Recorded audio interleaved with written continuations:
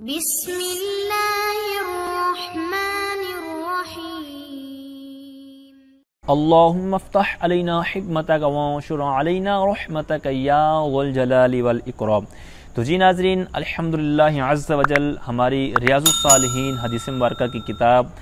جاری و ساری ہے، اور آج ہم اس کا سبق نمبر 39 نمبر سبق انشاءاللہ عز وجل پڑھیں گے۔ تو آج کے سبق کے اندر ہم دو ابواب پر گفتگو کریں گے۔ پہلا باب اس موضوع پر ہوگا کہ جو آپ کا سفر کا ساتھی ہے تو اس کے ساتھ مدد کرنا، اس کے ساتھ تعاون کرنا، تو اس حوالے سے یہاں پر 4 احادیث بیان کی جائیں گی۔ اور پھر جو اگلا باب ہے تو وہ اس معاملے میں ہے کہ جب آپ سواری پر بیٹھتے ہیں تو اس وقت کون سی دعا پڑھنی چاہیے، کیا کہنا چاہیے، ٹھیک ہے۔ تو اس حوالے سے یہاں پر ایک آیہ کریمہ ہے اور 3 احادیث انشاءاللہ عز و جل تلاوت کی جائیں گی۔ تو آئیے پہلے باب کی طرف بڑھتے ہیں۔ باب اعانت الرفیق،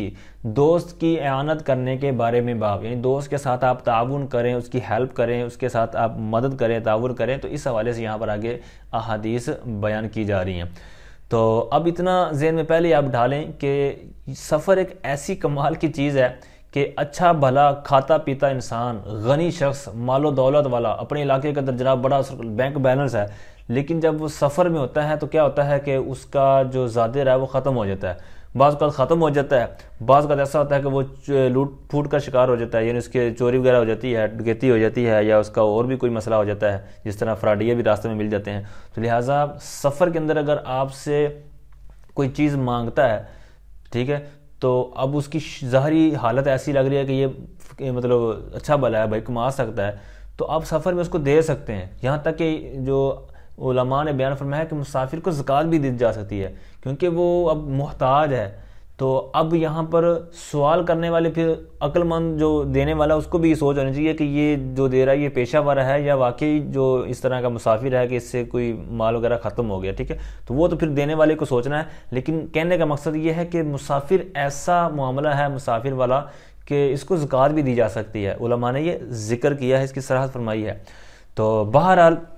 اللہ تعالی ہم سب کو امن و امان میں رکھے، خواہ ہم سفر میں ہوں خواہ حضر میں ہوں، تو اللہ تعالیٰ کسی کا محتاج نہ فرمائے، فقط اپنے دار کا محتاج رکھے۔ تو آئیے ہم احادیث کی طرف بڑھتے ہیں۔ کہتے ہیں فی الباب احادیث کثیرۃ تقدمت، کہتے ہیں اس باب میں، یعنی جو ہم ٹاپک پڑھ رہے ہیں نا کہ جو ساتھی ہے، جو دوست ہے، تو اس کے ساتھ تعاون کرنا ہے، تو فرماتے ہیں کہ اس باب میں بہت سی احادیث ہیں، یعنی اس کے اندر بہت سی احادیث ہیں جو گزر چکی ہیں۔ کہاں گزری ہیں؟ یہ جب اس کا موضوع تھا وہ اس کے اندر گزر چکی ہیں، یہ جو ریاض الصالحین مکمل کتاب ہے۔ تو بہرحال اس باب سے ریلیٹڈ چونکہ کچھ نہ کچھ بیان بھی کرنی ہے، تو یہاں پھر آگے وہ بیان کر رہے ہیں۔ تو اب جو آگے لکھا ہوا ہے کہ حدیثی،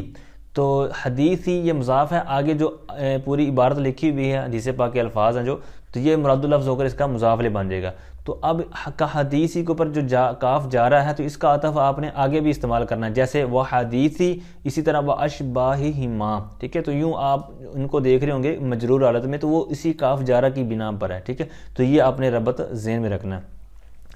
تو بہرحال اس باب میں احادیث بہت زیادہ ہیں، احادیث کثیر ہیں جو گزر چکی ہیں۔ کحدیثی، جیسا کہ یہ حدیث یعنی جو آگے لکھی ہوئی ہے، کہتے ہیں کحدیثی واللہ فی عون العبد ما کان العبد فی عون اخیہ،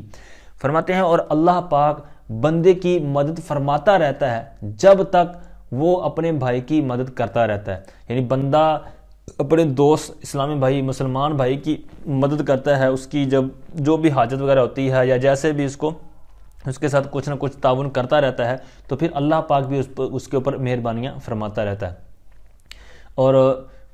اس کا تو بھی اسی طرح جس طرح میں نے پہلے آپ کو عرض کر دیا، وحدیثی کل معروف صدقۃ، اور ہر نیکی صدقہ ہے، یعنی آپ کوئی بھی نیکی کر لیں، یعنی کسی کو آپ پانی پلا دیتے ہیں، پانی پیش کر دیتے ہیں، کوئی کھانے پینے کی چیز دے دیتے ہیں، تو اب یہ چیز دیتے ہیں تو یہ بھی نیکی ہے، اور نیکی جو بھی ہوگی وہ صدقہ ہوگی۔ تو لہٰذا یہاں پر بھی اس سے بھی یہ ملتا ہے سبق، جو موضوع ہم پڑھ رہے ہیں کہ رفیق کے ساتھ تعاون کرنا، اس کے ساتھ مدد کرنا، تو اس سے بھی وہ فائدہ ہو رہا ہے کہ ہر نیکی صدقہ ہے۔ تو لہٰذا آپ کسی اپنے دوست بھائی کو کوئی چیز دے دیں گے تو یہ بھی نیکی ہے اور صدقہ بھی ہے، ٹھیک ہے۔ وَأَشْبَاهِهِمَا، تو 2 احادیث ذکر کرنے کے بعد کہہ رہے ہیں ان دونوں حدیثوں کی مثل یا ان کے مشابہ اور بھی بہت سی احادیث ہیں جو گزر چکی ہیں۔ بہرحال اس موضوع پر احادیث بہت زیادہ ہیں۔ آگے دوسری حدیث مبارکہ یوں سمجھے 2 ہوگی ہیں، اب تیسری یہ ہے اور 2 اس کے بعد اور آ جائیں گی، ٹھیک ہے، تو یوں یہ ٹوٹل 5 بھی بن سکتی ہیں اگر دونوں کو الگ الگ شمار کریں۔ ان ابی سعید الخدری رضی اللہ تعالی عنہ قال بینما نحن فی سفر اذ جاء رجل علی راحلۃ اللہ۔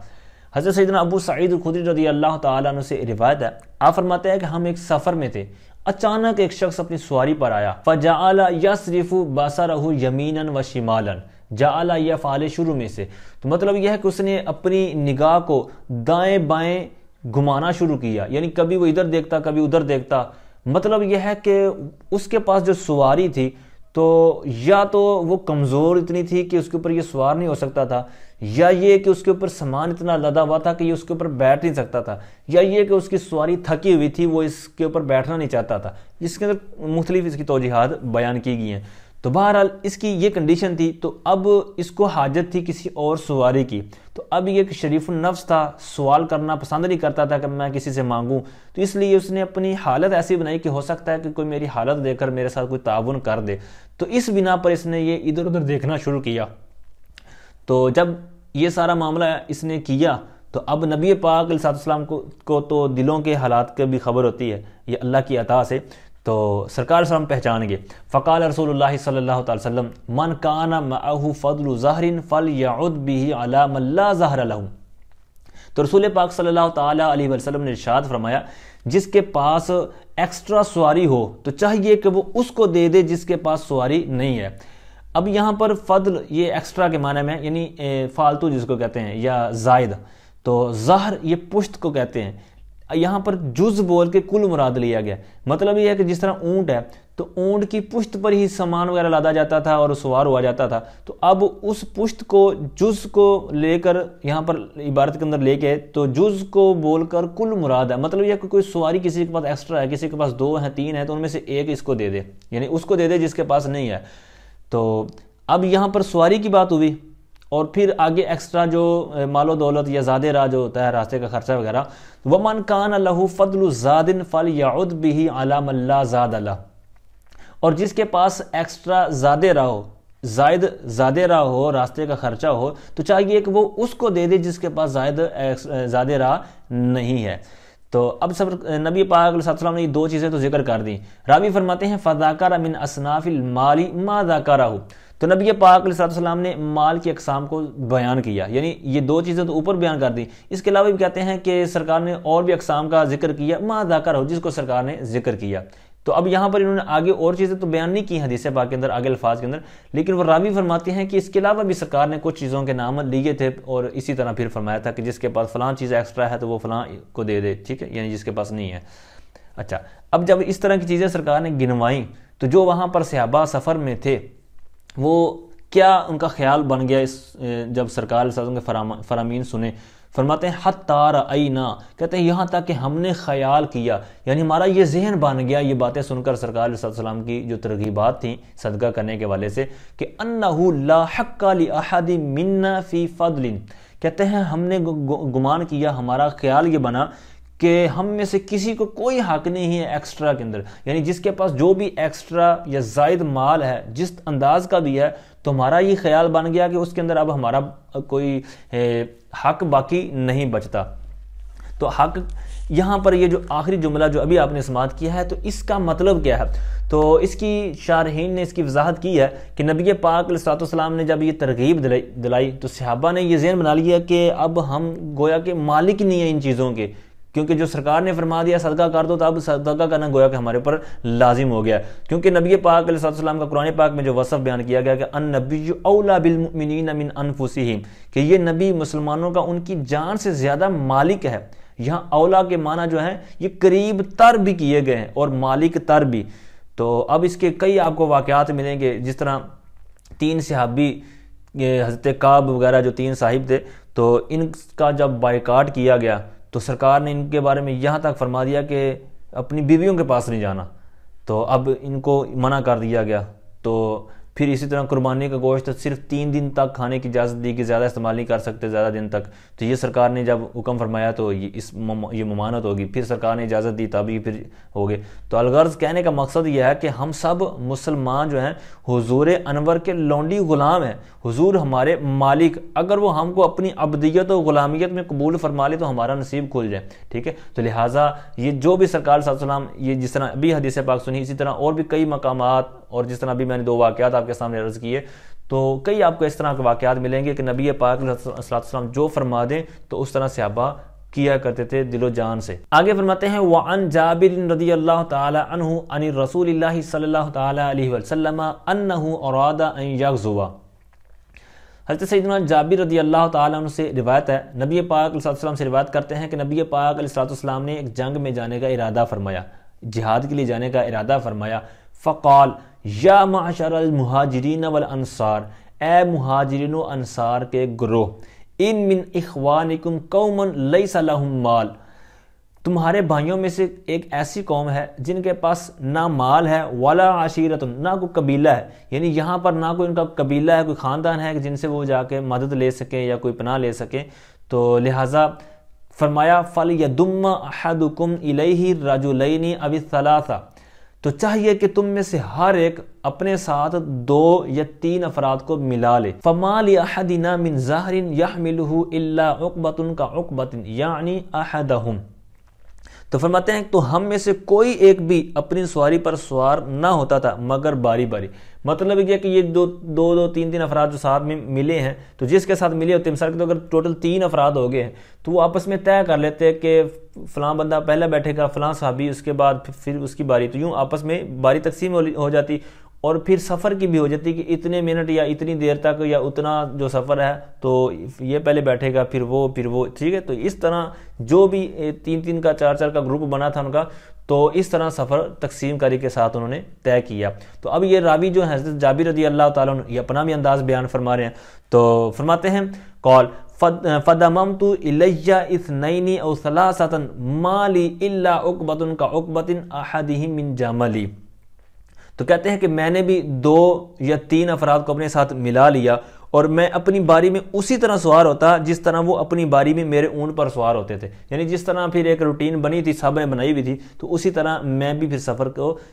پایا تکمیل تک پہنچانے میں کامیاب ہوا۔ تو اچھا، یہاں پر اب ہمارے لیے سبق کیا ہے کہ کیا آیا کہ ہم اپنی سواری پر جا رہے ہوں، راستے میں مثال کے طور پر کوئی بائک پہ جا رہا ہے یا جناب گاڑی کار میں جا رہا ہے، تو کیا وہ بھی راستے میں کوئی لفٹ مانگے تو اس کو دے دے؟ تو یہ بہت رسکی ہے فی زمانہ، کیونکہ جو وارداتیں ہیں اور اس طرح کے جو معاملات حالات چل رہے ہیں، تو اس طرح میرے خیال میں اور جو ہم نے اساتذہ سے سنا تو وہ یہی ہے کہ اس سے بچنا چاہیے۔ اگر جس کو آپ جانتے پہچانتے ہیں، مثال کے طور پر آپ اپنے علاقے کی طرف جا رہے ہیں، اپنے گاؤں کی طرف جا رہے ہیں، اس کو پہچانتے ہیں، پھر تو بٹھا لیں، اچھی بات ہے، نیکی ہے۔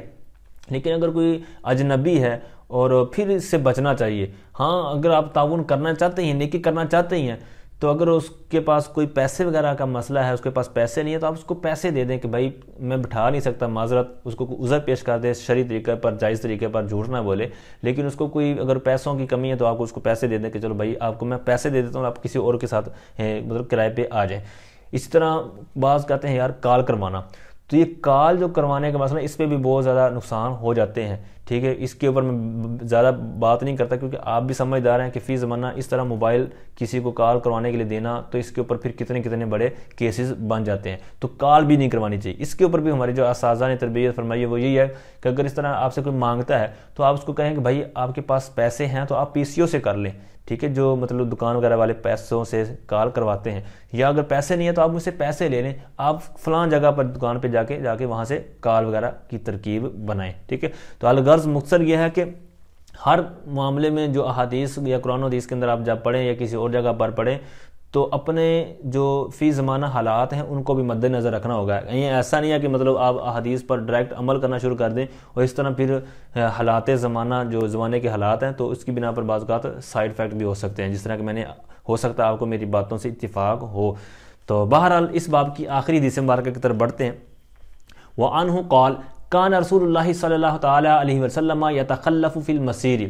انہی سے روایت ہے، عنہ کی ضمیر حضرت جابر رضی اللہ عنہ کی طرف مرجع ہے، تو مطلب یہ ہے کہ انہی صحابی سے روایت ہے، آپ فرماتے ہیں کہ رسول پاک صلی اللہ علیہ وسلم سفر میں پیچھے رہا کرتے تھے، یعنی پیچھے پیچھے چلا کرتے تھے. قافلہ اگر جا رہا ہے جنگ کے لیے یا کسی بھی طرح تو سرکار صلی اللہ علیہ وسلم صحابہ کے پیچھے پیچھے چلا کرتے تھے. سبحان اللہ، کیسی عاجزی تھی نبی پاک صلی اللہ تعالی علیہ وسلم کی. اب سرکار صلی اللہ علیہ وسلم پیچھے رہا کرتے تھے، اس میں حکمت کیا تھی؟ تو فیسجد ضعیفہ، تو نبی پاک صلی اللہ علیہ وسلم کمزور کو چلایا کرتے تھے، چلاتے تھے. تو کمزور سے مراد سواری جس کی کمزوری تھی اس کو ہانکتے تھے، پیچھے اس کو چلاتے تھے. ویردف، اور سرکار صلی اللہ علیہ وسلم پیچھے بٹھا لیا کرتے تھے. جس طرح ارتاف لفظ آپ نے پیچھے سنا نا، ہردیف بنانا، پیچھے بٹھا لینا. تو کمزور جس کی سواری مطلب کمزوری اس کو چلاتے، اور جو اور بھی کمزور ہوتا ہے یا جو کسی کو سواری میں مسئلہ ہوتا ہے تو اس کو سرکار پیچھے بٹھا لیتے. وَيَدْعُو لَهُ، اور سرکار صلی اللہ علیہ وسلم اس کے لیے دعائے رحمت فرماتے، اس کے لیے دعا فرماتے. آگے فرماتے ہیں باب ما یقول اذا راکب الدابۃ للسفر، سفر کے لیے جب جانور پر سوار ہو تو کیا کہے، کیا پڑھے، یعنی کون سی دعا پڑھنی چاہیے. تو اب شریعت مطہرہ نے ہمیں ہر معاملے میں رہنمائی فرمائی ہے، ہماری تربیت فرمائی ہے. تو اب جب ہم سفر کرتے ہیں تو سفر کے لیے جب ہم دنیاوی طور پر بھی کئی تدبیریں کرتے ہیں، کئی احتیاطیں کرتے ہیں. ہم موٹر سائیکل پر اگر جانا ہے تو اس کی جناب ہوا وغیرہ چیک کرتے ہیں، ٹائر چیک کرتے ہیں، اس کا پیٹرول وغیرہ چیک کرتے ہیں. اسی طرح دیگر جو گاڑیاں ہیں تو ان کے اندر ساری چیزوں کو دیکھتے ہیں. یہاں تک ہم جب گاڑی میں بیٹھ جاتے ہیں تو اس کا سیٹ بیلٹ وغیرہ اس طرح ساری چیزوں کو مد نظر رکھتے ہیں. تو اسی طرح پھر ہمیں اخروی لحاظ سے بھی شریعت مطہرہ نے یہ سارے انداز سکھائے ہیں کہ اس طرح آپ دعا پڑھیں. تو اب اس دعا کے اندر جس طرح کہ آگے آپ آیات پڑھیں گے تو اس سے آپ کو آئیڈیا ہوگا کہ ان کے اندر الفاظ کیسے ہیں کہ سفر کے دوران بھی بندہ اللہ کو یاد کرے، اپنی آخرت کو یاد کرے. ٹھیک ہے، تو اس طرح کے الفاظ اس کے اندر موجود ہیں. تو بہرحال ہر جگہ پر بھی ہمیں قبر و حشر کو، اللہ کو یاد رکھنا چاہیے. قال اللہ تعالی وجعل لكم من الفلك والانعام ما تركبون لتستووا على ظهوره ثم تذكروا نعمة ربكم اذا استويتم عليه وتقولوا سبحان الذي سخر لنا هذا وما كنا له مقرنين وإنا إلى ربنا لمنقلبون.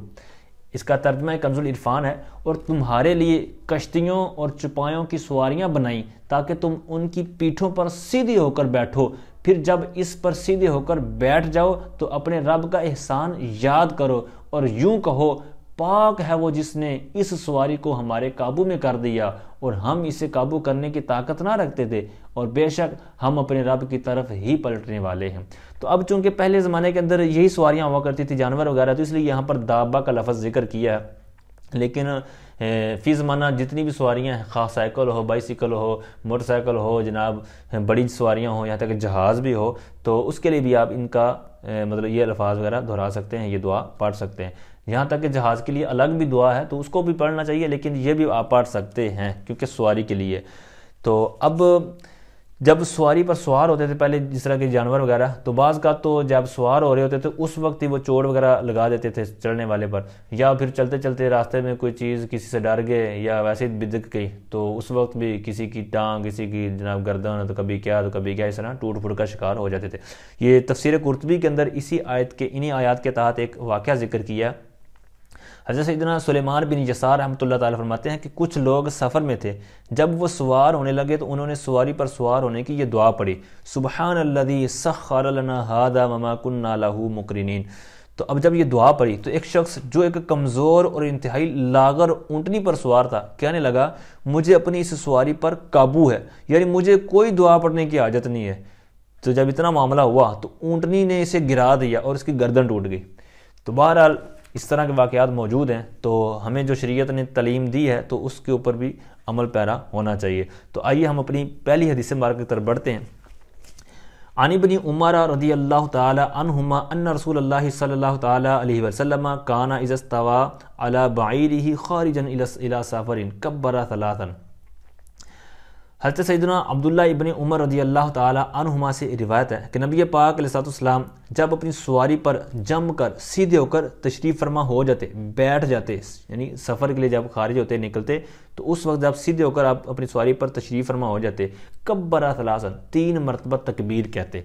اب آپ نے ویسے بھی پڑھا ہوگا کہ جس طرح ہم جب سیڑھیوں پر چڑھتے ہیں یا بلندی پر چڑھتے ہیں تو تکبیر کہنی چاہیے، اٹھتے وقت سبحان اللہ کہنا چاہیے. تو اب کبر ثلاثا، یہ چونکہ بندہ جب سواری پر بیٹھتا ہے تو اونچا ہو جاتا ہے، بلندی پر پہنچ جاتا ہے، تو ہو سکتا ہے کہ اس سے کسی کے ذہن میں مطلب تکبر پیدا ہو جائے. ٹھیک ہے، تو اب بعض کا جس طرح کوئی کار میں بیٹھا ہے، کوئی جناب لینڈ کروزر میں بیٹھا ہے یا اس طرح بڑی گاڑی میں بیٹھا ہے، تو بعض کا تکبر والی صورت ذہن میں بن جاتی ہے. تو اس لیے اللہ کے ذکر کو، اس کی بڑائی کو یہاں پر رکھا گیا تاکہ بندہ ان الفاظ کو دہرائے اور اپنے آپ کو اپنا عاجز بنائے کہ میں بندہ ہوں، رب میرا مولا ہے، اللہ میرا مالک ہے. ٹھیک ہے، تو اس طرح بہرحال تکبر سے بچنے کے لیے یہاں پر تکبیر کا ذکر کیا گیا. تو سبحان اللہ. ثم قال، تو 3 مرتبہ سرکار صلی اللہ علیہ وسلم اللہ اکبر کہتے، تکبیر کہتے، پھر آپ نبی پاک علیہ السلام یوں عرض کرتے. تو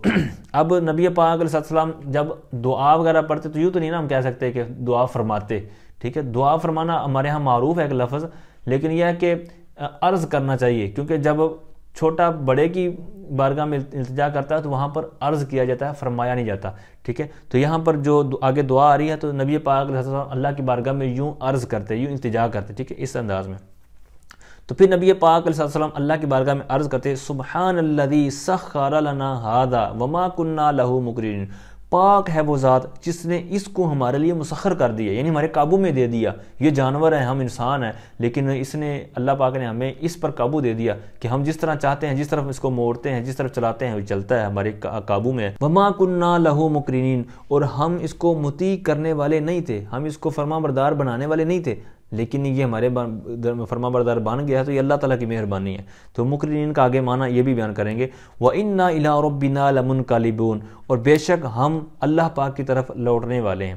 اللہم، اے اللہ، اِنَّا نَسْأَلُكَ، بے شک ہم تجھ سے سوال کرتے ہیں، فی سفرنا ھذا، ہمارے اس سفر میں، یعنی اپنے اس سفر میں ہم تجھ سے سوال کرتے ہیں، البر والتقوی، نیکی کا اور تقوی کا. اب بر اور تقوی سے مراد کیا ہے؟ تو اس کے کئی معنی بیان کیے جاتے ہیں. تو ان میں سے ایک معنی تو یہ ہے کہ بر سے مراد یا تو ساتھیوں سے اچھا سلوک ہے، یا رب تعالیٰ کی عطا یا نیک اعمال. اور جو تقوی کا لفظ ذکر کیا گیا ہے تو اس سے مراد بد خلقی، لڑائی جھگڑے، بد عملیوں سے بچنا. ٹھیک ہے، تو اس طرح کے اس کے جو معنی بیان کیے گئے ہیں شارحین کی طرف سے. تو آگے فرمایا وَمِنَ الْعَمَلِ مَا تَرْضَىٰ،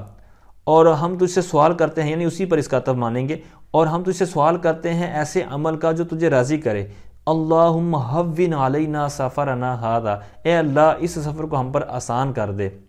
وَاطْوِ عَنَّا بُعْدَهُ، اور اس کی بعد کو، اس کی مسافت کو ہم سے لپیٹ دے، یعنی ہمارا یہ جو سفر ہے اس کو کم کر دے، اس میں برکت عطا فرما، اس کی مسافت کو کم کر دے، لپیٹ دے. اللہم انت الصاحب فی السفر، اے اللہ تو ہی سفر کا ساتھی ہے، یعنی تو ہی ہمارا ساتھی ہے، تو ہی ہمارا مہربان ہے، مددگار ہے. والخلیفۃ فی الاہل، اور اہل و عیال کا خلیفہ ہے، کفیل ہے، والی ہے. اللہم، اے اللہ، انی اعوذ بک، بے شک میں تجھ سے پناہ مانگتا ہوں، من وعثاء السفر، سفر کی مشقتوں سے، وکآبۃ المنظر، اور ناخوشگوار منظر سے، وسوء المنقلب فی المال والاہل والولد، اور مال، اہل، بچے وغیرہ جتنے بھی مطلب چیزیں گنوائی گئی ہیں تو ان میں بری واپسی سے. اب اس کی پھر 2 صورتیں ہیں کہ ایک تو یہ ہے کہ بندہ گھر میں جائے اور گھر والوں میں مطلب ایسا منظر ہو کہ جو اس کو خوش کرنے والا نہ ہو، یا یہ ہے کہ یہ گھر میں جائے تو گھر والے تو اچھے ہوں لیکن اس کا منظر ایسا ہو کہ گھر والوں کو وہ اچھا نہ لگے، یعنی اس کا منظر برا ہو یا گھر والوں کا برا، ان دونوں سے ملکین تو بچا. ٹھیک ہے، تو برے منظر سے بچا. ٹھیک ہے، اچھا اب یہ نبی پاک علیہ السلام دعا مطلب مانگا کرتے تھے. وَإِذَا رَجَعَ قَالَهُنَّ وَزَادَ فِيهِنَّ،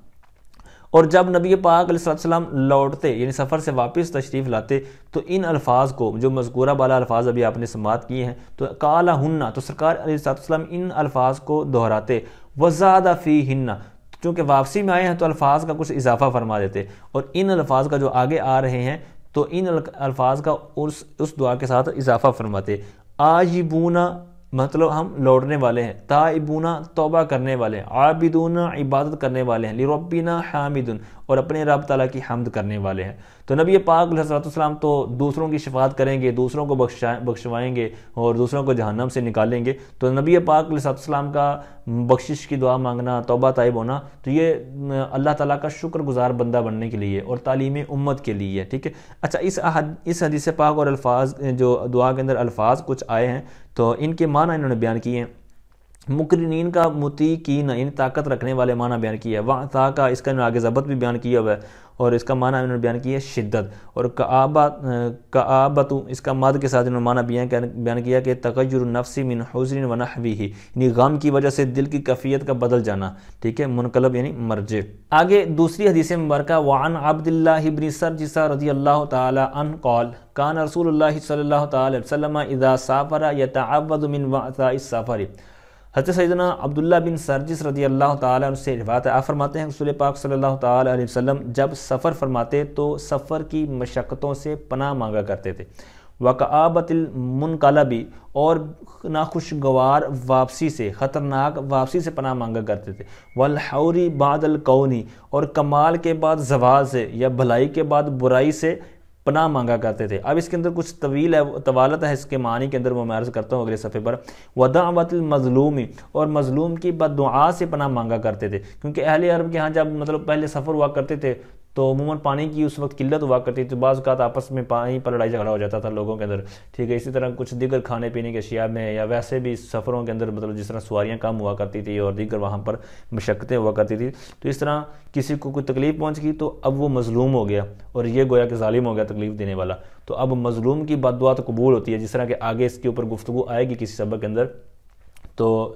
بہرحال ان چیزوں سے پناہ مانگا کرتے تھے۔ وسوء المنظر فی الاہل والمال، اہل و مال کے اندر برائی دیکھنے سے، مطلب گھر بار مال و دولت جو بھی ہے، تو مطلب جب سفر سے واپسی میں بندہ ان کے پاس جائے تو ان کے اندر ایسی کوئی کیفیت ہو چکی ہو، کوئی آفت آ چکی ہو، یا کوئی ایسا منظر ہو کہ جو مجھے دیکھنے میں اچھا نہ لگے، یا مجھے میں کوئی ایسی صورت بن جائے کہ ایسا کوئی مسئلہ مجھ پہ آ جائے، کوئی ایسی مطلب مصیبت کہ میں جب گھر میں جاؤں تو گھر والوں تو صحیح ہوں لیکن وہ مجھے دیکھ کر وہ پریشان ہو جائیں، ٹھیک ہے، تو یہاں پر یہی فرمایا گیا کہ برائی دیکھنے سے، ٹھیک ہے، تو یہ دونوں میں ہو سکتی ہے۔ اچھا آگے فرماتے ہیں ہا قضا ہوا فی صحیح، اب کہتے ہیں صحیح مسلم شریف کے اندر تو اسی طرح ہے، ٹھیک ہے، یعنی یہ جو الحوری بعد الکون یہ لفظ آئے نا، تو صحیح مسلم کے اندر تو اسی طرح ہے، نون کے ساتھ ہے، لیکن ایک روایت کے اندر یہ کون کی بجائے را کے ساتھ ہے، کور، ٹھیک ہے، جس طرح آگے آپ لکھا ہوا دیکھ رہے ہیں۔ تو اب الحوری بعد الکون ہو یا الحوری بعد الکور ہو تو دونوں صورتوں میں کہتے ہیں وَكِلَاهُمَا لَهُ وَجْهٌ، یعنی کہتے ہیں دونوں صورتوں میں ان کا معنی ایک ہی ہے، ٹھیک ہے،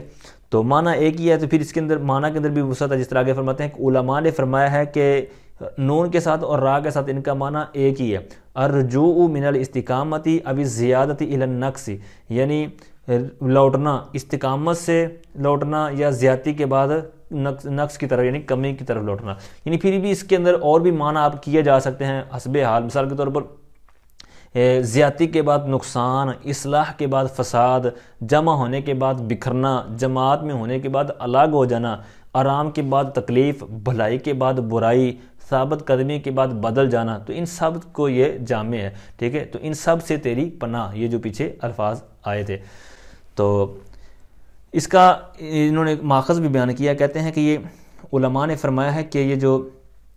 را والی روایت ہے نا، تو یہ تکویر الامامہ سے ماخوذ ہے، یعنی امامے کا جو لپیٹنا، وَهُوَ لَفُّهَا، یعنی اور وہ امامے کو لپیٹنا، پگڑی کو لپیٹنا، وَجَمْعُهَا اور اس کو باندھنا، ٹھیک ہے، اور جو نون والی روایت ہے تو یہ کون مصدر کان یکون کونن اذا وجد واستقر، یعنی جب کوئی چیز پائی جائے اور ثابت قدم ہو جائے، ثابت ہو جائے، یعنی قرار پذیر ہو جائے۔ بہرحال یہاں پر دونوں کا انہوں نے بیان کر دیا کہ یہ نکلے کس سے ہیں۔ آخر کے اندر بہت آسان اور بہت زبردست حدیث مبارکہ نبی پاک علیہ السلام کی سنت پر عمل کرنے کا کیسا جذبہ ہوا کرتا تھا صحابہ کا۔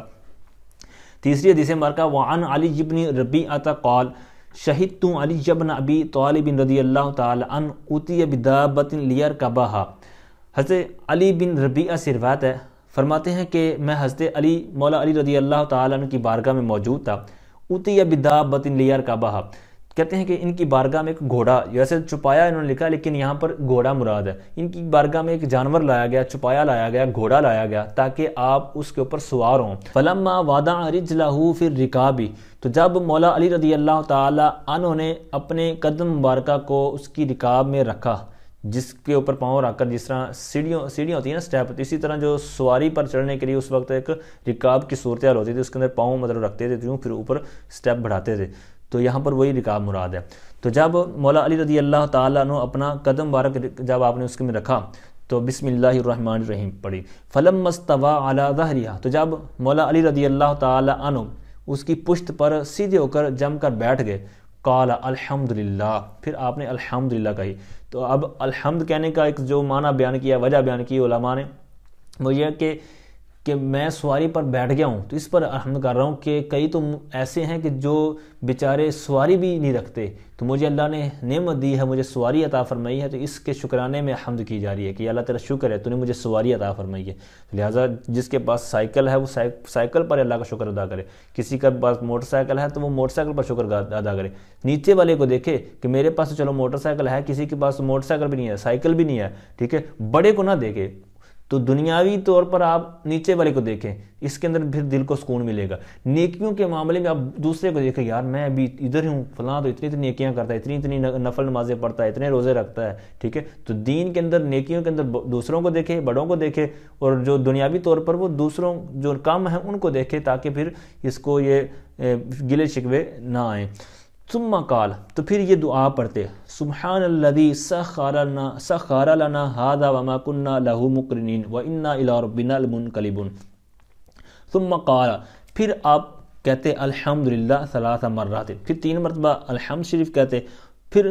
اللہ اکبر کہتے 3 مرتبہ، ثم قال، پھر کہتے سبحانک انی ظلمت نفسی، اے مولا تو تیری ذات پاک ہے، بے شک میں نے اپنی جان پر ظلم کیا ہے، فاغفر لی، تو مجھے بخش دے، انہ لا یغفر الذنوب الا انت، بے شک گناہوں کو نہیں بخشتا مگر تو ہی۔ ثم ضحک، پھر مولا علی رضی اللہ تعالیٰ عنہ مسکرا پڑے۔ اب یہاں پر قرآن و حدیث کے اندر جہاں پر بھی نبی علیہ السلام یا دیگر، تو یہ دہک سے مراد یہ صرف ہنسنا ہے، کہا مراد نہیں ہے، کہا شیطان کی طرف سے ہے، اور الکہا تو من الشیطانی والتبسم من اللہ، یعنی کہا شیطان کی طرف سے ہے، اور تبسم جو ہے یہ اللہ پاک کی طرف سے ہے۔ تو لہٰذا نبی پاک علیہ السلام کی یہ سنت ہے مسکرانا، تو یہاں پر وہی مراد ہے مسکرانا۔ تو جب یہ انداز اختیار کیا تو جو وہاں پر لوگ کھڑے ہوئے تھے، تو فقیلا یا امیر المؤمنین من ای شیء ضحکت، تو کہا گیا کہ اے امیر المؤمنین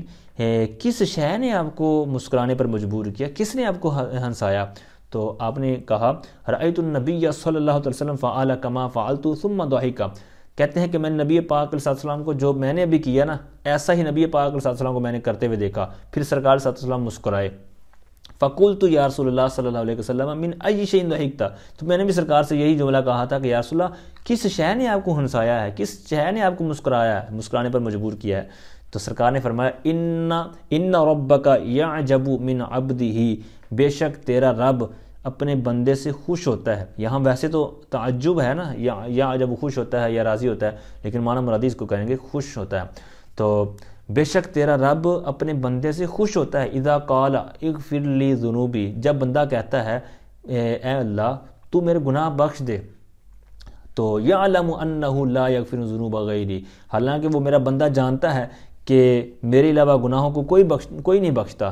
تو اب جب یہ معاملہ ہے تو اس پر اللہ پاک مطلب یہ خوش ہوتا ہے۔ ویسے تو یہاں پر اسی معنی میں ہے لفظ کے اعتبار سے، لیکن یہاں پر مراد یہی ہے کہ اللہ پاک خوش ہوتا ہے۔ تو اب یہاں پر یہ حضرت مولا علی رضی اللہ تعالیٰ کو یہ عشق رسول تھا کہ ہر ادا کو ادا کیا کرتے تھے۔ اب سرکار علیہ السلام نے یہ انداز اختیار کیا تھا، تو اپنے علاقے کے اندر، اپنے زمانے میں اندر مطلب وہ سرکار کی سنت کو ادا کر رہے ہیں کہ سرکار نے اس طرح عمل کیا تھا، پھر سرکار مسکرائے تھے۔ تو یہاں پر حدیث سے جو سنت قولی بھی ہے اور سنت فعلی بھی ہے۔ سنت قولی یہ دعا پڑھنا ہے کہ سرکار نے اس انداز میں کر کے پھر دعا پڑھی تھی، تو ایک تو یہ سنت قولی ہوگی، اور دوسرا سنت فعلی ہے کہ اپنے فعل کے ذریعے سنت ادا کی، وہ کیا ہے مسکرانا، کہ سارا عمل کرنے کے بعد مسکرائے۔ تو یہ سرکار صلی اللہ علیہ وسلم نے اس طرح کیا تھا، تو انہوں نے بھی اس انداز میں کیا۔ اب مولا علی رضی اللہ تعالی عنہ جو مسکرائے، تو یہ حضور علیہ السلام کی موافقت میں مسکرائے کہ انہوں نے سرکار کو دیکھا تھا، اور نبی پاک علیہ السلام نے رب تعالیٰ کی موافقت میں تبسم فرمایا تھا۔ تو یہ عمل جو ہے یہ سنت رسول بھی ہے اور سنت الہیہ بھی ہے۔